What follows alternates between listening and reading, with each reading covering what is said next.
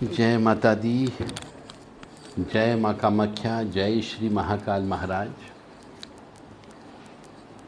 ओम ह्रीं दुर्गाय नमः, क्रीं कालिकाय नमः, बम भैरवाय नमः, हम हनुमते नमः। देव राधा ट्रस्ट सत्यवाणी चैनल के द्वारा विवाह दोष के ऊपर आज चर्चा करेंगे। मनुष्य को बीमारी क्यों लगती है? हमारे पास बहुत से मनुष्य आते हैं कि साहब मैंने बहुत से तांत्रिक लोगों से झड़वा लिया, बहुत से तांत्रिक लोगों से उतारे करवा लिए, बहुत से अघोरियों के पास होकर के आ गया, बहुत से ओघड़ के पास हो गया, बहुत से सिद्ध बाबाओं के पास होकर के आ गया, परंतु मेरी बीमारी कोई ठीक नहीं कर पा रहा है। और मैं जब भी डॉक्टर के पास जाता हूँ, डॉक्टरी रिपोर्ट में कुछ नहीं आता है, परंतु यूँ बीमार पड़ा रहता हूँ। एक ही जगह मेरे को सबसे ज़्यादा तकलीफ होती है। तो आज ये रहस्य समझ में आया कि मनुष्य को बीमारी एक ही क्यों दी जाती है, उसी जगह बीमारी क्यों होती है, और कई बार उस बीमारी को महसूस होने के बावजूद भी मेडिकल रिपोर्ट में कुछ नहीं आता है, परंतु उसको वास्तव में तकलीफ होती है। सुइयां चुभती है, कोई हथौड़ा मारता है, फोड़े पुंसी हो जाते हैं, कहीं पे ऐसा लगता है किसी ने कीला ठोक दिया। ऐसे कई मनुष्य हैं जिनको उनकी बीमारी का इलाज नहीं मालूम है, और ये भी नहीं मालूम कि मैं बीमार क्यों पड़ रहा हूँ, ये बीमारी मुझे क्यों लग रही है, बार बार एक ही बीमारी क्यों लग रही है, ये मेरा पीछा क्यों नहीं छोड़ रही। काम ज़्यादा कर नहीं सकते, सामान उठा नहीं सकते, ज़्यादा एग्जर्शन नहीं कर सकते। तो ऐसे मनुष्य को जो बीमारी अज्ञात बीमारी होती है, जो मेडिकल की इन्वेस्टिगेशन रिपोर्ट में भी कुछ नहीं आती हो, ऐसी बीमारियों को आध्यात्मिक बीमारी कहा जाता है। यानी ऐसा मनुष्य जिसने अपने ईश्वर परम पिता परमात्मा को धोखा दे रहा हो, तो परम पिता परमात्मा जो बीमारी देती है वह अदृश्य बीमारी होती है, वह मेडिकल रिपोर्ट में नहीं आ सकती। और कई बार ऐसी बीमारी देर तक मेडिकल रिपोर्ट में तो आ जाती, परंतु लाइलाज बीमारी होती, उसे कोई ठीक नहीं कर सकता। तो आज जो हमारे सामने एक अध्ययन के दौरान, रिसर्च के दौरान, ध्यान के दौरान, योग के माध्यम से कह लीजिए, यह एक विशेष पूजा करी, उस पूजा के फलस्वरूप हमें जो उस शक्ति से ज्ञान प्राप्त हुआ वो हम आपके सामने प्रस्तुत कर रहे हैं। देव राधा ट्रस्ट के द्वारा आपको अधिकांशतः जितना भी ज्ञान प्राप्त होता है, यह सब रहस्यमय ज्ञान प्राप्त होता है, क्योंकि आपको यहाँ से इन शक्तियों के द्वारा दिए गए कष्ट और शक्तियों के द्वारा बताए गए उपाय के बारे में चर्चा की जाती है। शक्ति यानी अदृश्य शक्तियाँ। अब अदृश्य शक्तियाँ का मतलब आप भूत भी कह सकते हो, प्रेत भी कह सकते हो, चुड़ैल भी कह सकते हो, जिंद भी कह सकते हो, जिन्नात भी कह सकते हो, अब्बीस कह सकते हो, खब्बीस कह सकते हो, कलवा वीर कह सकते हो, मसान कह सकते हो, काली, कंकाली, भद्रकाली, मसान काली, दक्षिण काली, महाकाली, कोई भी हो सकती है। ईश्वर का कोई स्वरूप है क्या? ईश्वर जल में है, ईश्वर थल में है, ईश्वर हवा में है, ईश्वर पानी में है। हवा का कोई रूप नहीं होता है, आग का, अग्नि का कोई स्वरूप नहीं होता है। इसी प्रकार से जल का भी कोई स्वरूप नहीं होता है, और जिसका कोई एक जैसा आकार न हो वही ईश्वर है। क्या पानी का आकार बना सकते हैं? पानी का कोई आकार नहीं होता है, पानी की कोई मूर्ति नहीं बना सकता है। आग की कोई मूर्ति नहीं बना सकता, क्योंकि आग की लपटें जब निकलती है तो उन सब का आकार, आग का आकार, लपटें अलग अलग प्रकार की होती है, अलग अलग डिज़ाइन की होती है। पानी भी इस प्रकार से, पानी भी कोई आकार नहीं ले सकता। और हवा जो दिखती नहीं पर महसूस करते हैं, वो भी आकार नहीं ले सकती। और जो आकार नहीं ले सकती वही ईश्वर है, क्योंकि ईश्वर दिखता नहीं है परंतु अस्तित्व में अवश्य है।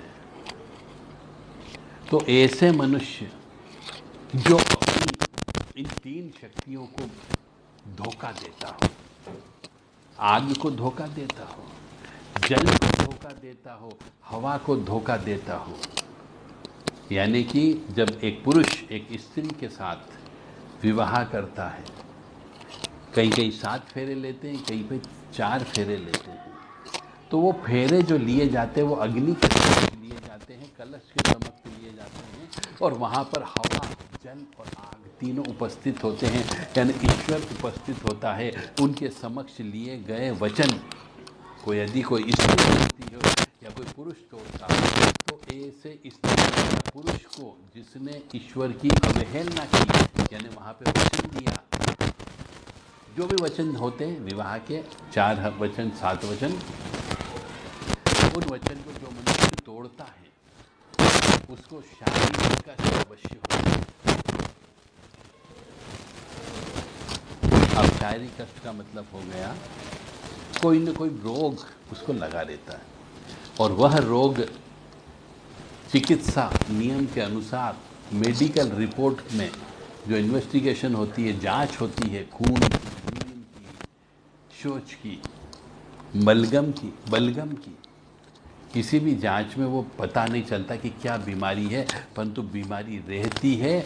इसका मतलब यह है कि आपने इन 3 आग, जल और हवा, इनसे कहीं न कहीं गद्दारी की है, छुप करके पाप कर्म किया, जो आपने वचन दिया उन वचन का पालन नहीं किया, इसलिए आपको कष्ट की प्राप्ति होती है।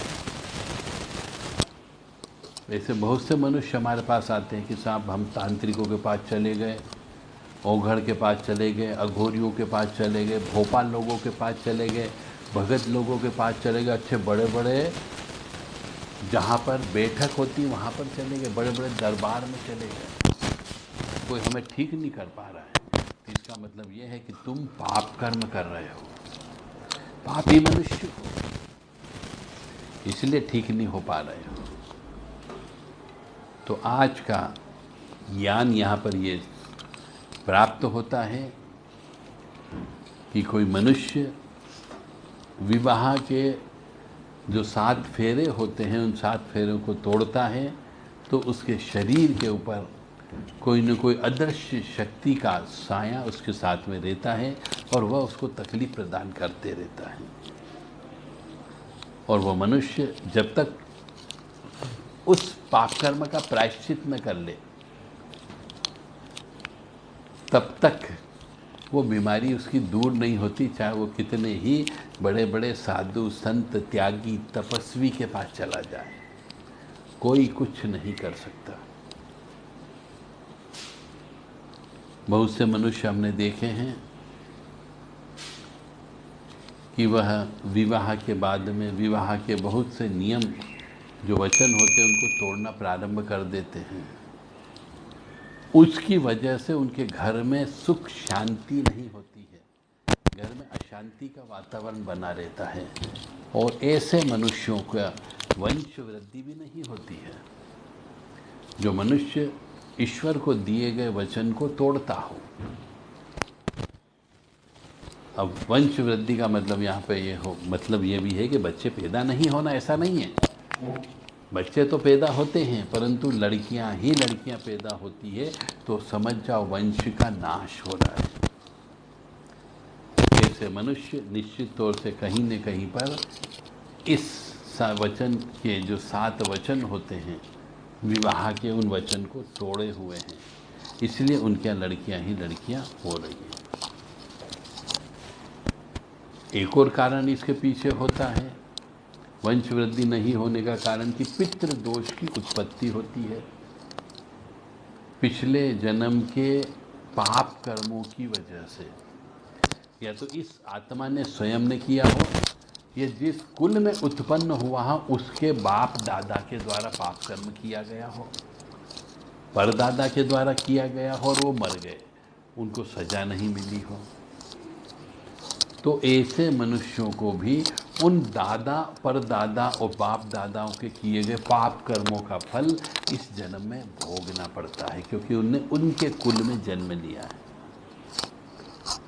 तो ऐसे मनुष्यों को भी पितृदोष की उत्पत्ति हो जाती है और उनका भी वंश का नाश हो जाता है।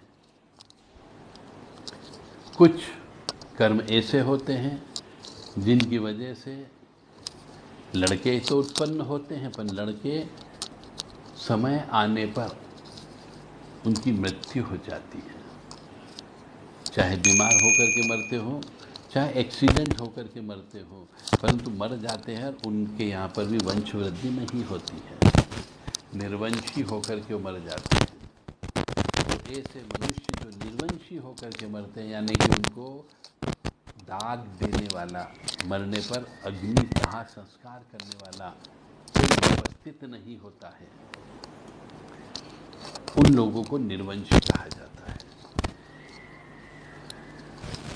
तो निर्वंशी लोगों की आत्मा कई वर्षों तक भटकती है उनके इस श्राप की वजह से, यानी कि कई सालों तक, 100, 200, 300, 400, 800 साल भी हो सकते हैं, 1000 वर्ष भी हो सकते, तब तक जन्म नहीं होता है और ऐसी आत्माओं को जिंदगी में भटकना पड़ता है, मुक्ति नहीं होती है।